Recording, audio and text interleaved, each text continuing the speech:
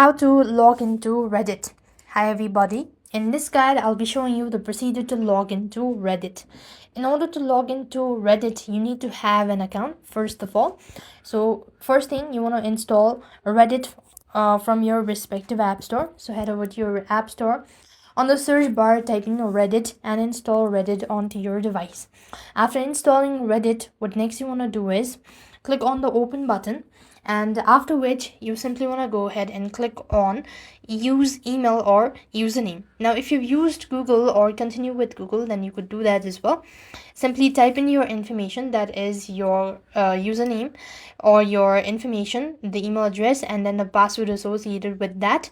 And once you've entered the following information, you will then be logged into your account if the information seems to be valid enough. So that is how you could log into your Reddit. And for some reason, if you're unable to log in, you could try resetting your password, or maybe try checking your typos or error on the password. That can be one of the issues. So that's all. I hope the video was helpful.